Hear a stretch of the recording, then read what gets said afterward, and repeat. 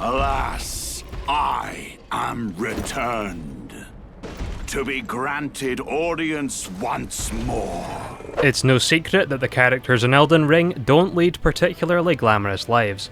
This is a Souls game after all. You'll get beaten, broken, burned alive, and then revived to do it all over again. And that's considered a good ending. Of course, most of these borderline psychopaths absolutely deserve it, but even in a crumbling world, there's still a few good eggs to be found. So today I want to take a look at some of the characters in the lands between who really didn't deserve all the suffering that was lumped onto them. As always guys, thanks for clicking on the video, and feel free to leave your own picks in the comments below. Starting off this list, we have everybody's favourite gilf, Rennala. Rennala is probably one of the only bosses in this game who can be considered to be mostly good. And I do mean mostly. So Rennala is pretty fucking old. She's been around since before the establishment of the Golden Order, and led her people down from the barren wasteland known as the Consecrated Snowfield to colonise Liurnia, where she founded Hogwarts if Hogwarts was a psych ward for crystal-huffing sociopaths. Rennala served as the head mistress of the Academy of Lucaria and Queen of Liurnia, repelling invasion after invasion from the Golden Order and cementing the Carians as the only people who were able to remain unconquered. That all came crashing down, however, when one Radagon of said Golden Order showed up at Renala's front door and brushed the cobwebs out of her, books. Not long later, they got married, and an alliance between the Golden Order and the Moon was forged. Yep, Rennala really did sell out her people for a bit of pipe. Before you know it, 3 kids pop out, and her husband dips to go and marry none other than Queen Marika. I guess in the end, the good guy really doesn't get the girl. To add insult to injury, one of her sons became a massive Godfrey fanboy and ended up being way more loyal to the Golden Order than to her, and the other one ran off to go and be blasphemous or something. But whatever it is, it really doesn't look like it has much to do with the Moon, so it's probably still an L for Rennala. The only kid that didn't turn their back on her completely was Ranni, but she still buggered off to go and live in Leyndell, leaving Rennala completely alone. The one thing she has to remember her family by is a goofy-ass amber egg given to her by Radagon, which houses the Rune of the Unborn inside. Now, that might seem like a pretty awesome gift. I mean, it's a great rune of the Elden Ring for fuck's sake. People are willing to throw down with literal gods to get their hands on one of these things.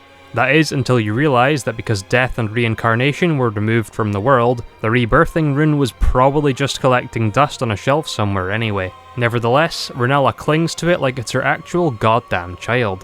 Which, to be fair, isn't far off the truth, because she can actually use the rune to suck up unsuspecting passers-by and shit them back out as children. It's safe to say that Rennala went a bit hog wild with this power, and it didn't take long for the higher-ups at the Academy to notice and go full Hannibal Lecter on her ass, locking her away in the highest tower of Lucaria with enough reading material to last a lifetime. It's just too bad that Rennala is functionally immortal, and I imagine after sifting her way through the 10,000th softcore porno disguised as women's literature, she only fell deeper into her madness.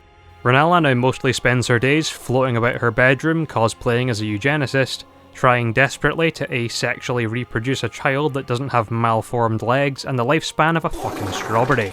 Now, not even children are spared from the brutality of a Souls game, and so when she inevitably fails in that, she has absolutely zero problem just turning these poor fuckers into paste and trying again. But I'd like to think that's the sensory deprivation talking, and not just how she is as a person. Anyway, moving on to the Omen twins, Morgott and Mohg. These guys got the middle finger from God at birth, and I'm sure probably made Godfrey hesitant to leave his wife alone within a 5-mile radius of a goat from then on out. See, these two handsome chaps were born with an unfortunate affliction called the Omen Curse, effectively turning their blood into primordial soup, which not only left them looking like furries with a crippling heroin addiction, but also means they're viewed as a fundamental threat to the world order, which their mother happens to be the god of. Unlucky. The usual punishment for babies who dare to be born as omens is to have their horns cut off and be dropped into the extensive sewer network below Leyndell. But I guess whatever shred of humanity Marika had left in her shriveled heart convinced her to let her kids keep their horns. How fucking gracious. Not gracious enough, however, to let them ever see the light of day again. We don't really know what Morgott and Mohg got up to down in the stinkhole, but presumably Morgott spent most of his time hunched over an altar made of solidified fecal matter, praying to God, aka his own mother, to end his torture. She didn't. But Morgott became convinced that it was his fault he was stuck down there, and so began his arc of self-loathing madness. During the siege of Leyndell, he emerged from the sewers and came to the city's defence, where he realised, like every last one of his siblings, had quote-unquote betrayed the Golden Order. So he decided to crown himself King of Leyndell after the Shattering, though of course the citizens wouldn't tolerate a stinky omen as their leader, and so he had to rule in secret, communicating his will through letters or some shit while taking to the battlefield under the alias of Morgott the Fell Omen. He also seems to have convinced himself that by killing a fuck ton of Tarnished, the Erdtree would finally recognise him as the Elden Lord. Spoiler alert? No. But a few failed assassination attempts on the player later, and we're watching him drag his dishevelled ass out of his goon cave to come meet us. Despite how unlikable Morgott is, I think his fate is one of the most tragic in the game. From the very moment he was born, he was considered unworthy of life, and tossed away to rot below the feet of the people he wanted to protect. He spent his entire life trying desperately to prove himself, and in the end, he died as he lived, graceless and downtrodden, as he comes to the realisation that he is soon to be forgotten by the world that he fought for the right to serve. I'll be honest, I'm not sure if Morgott would have turned out any differently if he hadn't been born an Omen. He kinda does just seem like that type of guy. But his brother Mohg, on the other hand, might have actually turned out fairly normal. Keyword, might. Because instead of sitting on his ass like Morgott and moulding over his misfortune, Mohg got to work founding a blood cult and lobbying whatever outer god would listen to establish a new world order. He got what he wanted, and a god called the Formless Mother came to his aid, empowering his Omen blood with what I can only assume is her version of grace. And more importantly, bestowing him with some sick-ass drip. Now, we don't know if the Formless Mother is good or evil. The whole blood ritual thing seems to point to the latter, but in FromSoft games, the difference is about as clear as the difference between a traffic cone and a small child to a drunk driver. So far, Mohg seems to have had it way better than his brother. But the real sad part comes when a certain femboy by the name of Mikola inserts himself into Mohg's life like the little parasite he is. To be honest, I could probably put any character that's had to deal with Mikola for an extended period of time on this list. But I think Mohg has had it particularly bad in this regard.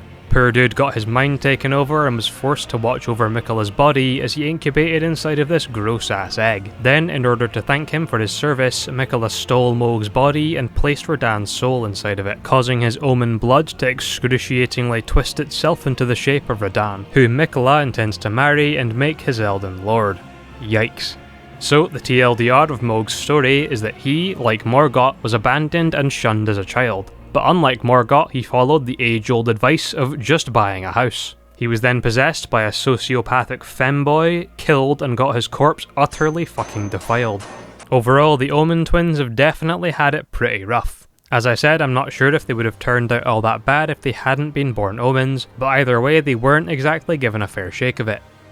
So Malekith is what's known as a shadow-bound beast, basically a furry if they actually had aura. They're created by the Greater Will for the purpose of protecting and serving the Empyreans, essentially people that passed the cosmic vibe check and are now considered worthy of potentially becoming gods. They're also there to act as watchdogs and make sure the Empyreans aren't up to any funny business. And if they are, well then they'd better prepare to get absolutely fucking ragdolled, cause the Greater Will doesn't tolerate its kittens joining a VC with any other moderators. Now, I know what some of you might be thinking, Malekith isn't exactly his own person per se, but if he's conscious enough to come up with insults to throw at the player, then he's conscious enough to feel bad for.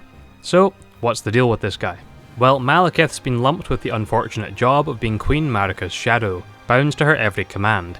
And if you know anything about Queen Marika, you know it's probably best to just start tying the noose at that point. Naturally, Marika wasted no time in making use of Malekith's abilities. Namely, she removed the Rune of Death from the Elden Ring and gave it to Malekith to watch over. This causes death as a fundamental concept to be removed from the world, with Malekith, cough cough Marika, being in sole control of who gets to die. Malekith's job was to protect the rune. Now, naturally you'd think Marika was like, on his side.